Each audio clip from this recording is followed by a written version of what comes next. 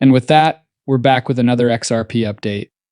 Well, wherever you are in the world, Good Friday. It is clear that the weekend is approaching. This is a really exciting time for many people. I hope everyone has a wonderful, restful weekend. For once, forget about the markets. Crypto ZX will take care of you. Therefore, avoid staring at the markets. I hope you all have a great weekend before I give you these updates. As I've told you guys before, we can become quite dependent on the markets. Therefore, there are times when it's best to avoid them. I would thus strongly advise that, but as far as the market is concerned, some people may not be pleased since we are witnessing a regression. I will discuss that because many comments are pouring in saying that, well, this was only temporary and the market is already declining. Hold off. Let's just be married there and then. Now let's examine the weekly schedule. Let's examine the monthly time frame as well. This is rather self-evident. That's why I don't want to hear people mention things like the market is, plummeting and this and that, etc. We want to look at the big picture, but with the price of 2.33 down 3.9% over the past day and the 24-hour trading volume at roughly $3.7 billion, we can see that Bitcoin's comparable valuation is down 1% at $137 billion. Just a brief note before we continue, though. Nothing on this channel is financial advice. Always conduct your own research and due diligence before making a cryptocurrency investment.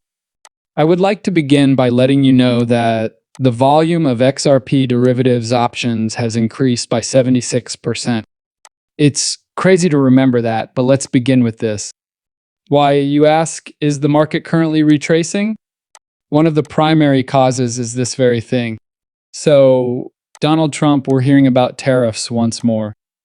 Thus, I've long told Tim Cook at Apple that I anticipate their iPhones sold in the United States to be made and constructed in the United States, not in India or any other country. If not, Apple is required to pay the United States a tariff of at least 25%. Thank you. I apologize. I believe he wanted to express gratitude for your consideration of this issue. Therefore, he is imposing a 25% levy on Apple for all iPhones sold in this country.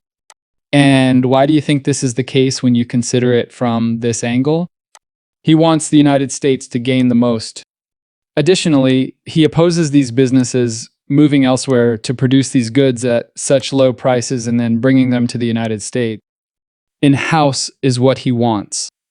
If not, that is completely acceptable, but you will have to pay a 25% charge, which naturally means it is possible that Apple will have to raise its prices or incur additional expenses if they are required to pay the levy. It will therefore be really fascinating. Know what he wants to do, Donald Trump? His goal is to achieve maximum success for the United States.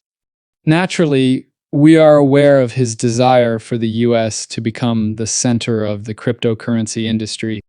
Additionally, we discussed the possibility of eliminating all the various taxes that apply to cryptocurrency gains or even possibilities. Every capital gain. What on earth is the logic of that? In the US, it only makes sense when everything is done in-house. Incredibly fascinating. Comment below with your comments. And it's clear that he has recently targeted Walmart as well. From that angle, it's very interesting, and when I look at this, it's happening. The introduction of XRP futures and ETFs on the CME and NASDAQ this week has accelerated institutional access to cryptocurrency. The market is obviously maturing and more people are becoming aware of cryptocurrencies.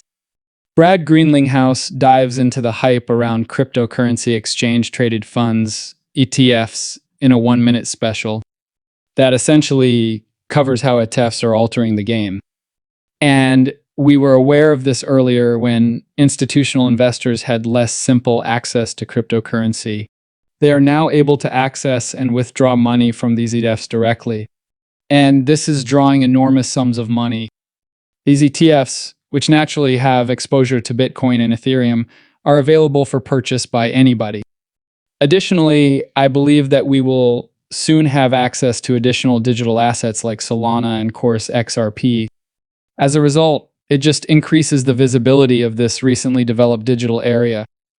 Additionally, it demonstrates how revolutionary this time is for the market as a whole, particularly with regard to the introduction of ETFs. However, going forward, consider this. Recall that RLUSD was implemented with compliance and strong institutional usefulness at its center. RLUSD complies completely with all existing and upcoming regulatory requirements. How can this be? Ripple views compliance as a strategic step and has centered his business on regulatory alignment. I apologize, it takes advantage of this by tailoring its services to the unique regulations of many countries. Ripple assists financial organizations in precisely navigating and carrying out their regulatory obligations. Ripple's primary product is already set up to satisfy domestic compliance standards, putting it in a strong position to prosper when new regulations are introduced. In other words, Ripple and RLUSD are always able to adapt to the precise regulatory requirements that every bank must adhere to. This adaptability distinguishes RLUSD from other stablecoins that depend on a one-size-fits-all architecture and is a significant advantage. Ripple's regulatory-first infrastructure is extended by RLUSD. It functions under a framework intended to change with the regulatory environment at home and abroad. Very, very fascinating. In relation to that, the government of Dubai has gradually released digital assets on the XRP ledger, but it is being examined. I believe this is only the beginning, so let's look at this going forward. According to President Trump, tariffs benefit Americans rather than harm them. They're not hurting, as I said at the outset, rather, they're assisting by generating jobs in America.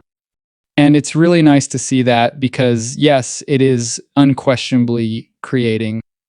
Naturally, if businesses come in-house, they bring their operations from outside the country, so, more jobs. Obviously, that will contribute to the creation of additional jobs. From that perspective, it's really fascinating, but let's look at you first. What's going on? Therefore, if you're looking at the dominant 64, 4%, it did return to the 64 level, and Bitcoin did see a slight decline. I believe that's because you're aware of the upcoming tariff announcements, yet the price is actually decreasing. The time has come for us to settle down. Just a good, constructive correction. The prior all-time high is supporting you.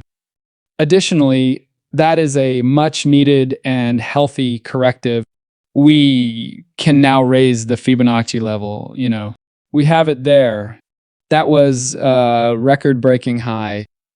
The previous all-time high is now supporting us, but it's a really great correction. In actuality, it was a nice, healthy correction, but if you start with April 8th, the Bitcoin has increased by 50%, making it the largest asset by 50%. To put this into perspective, that means billions and billions of dollars have dropped into BTC in a short period of time. Thus, a mildly beneficial correction. Naturally, the comments will all be along the lines of, the prices are going down.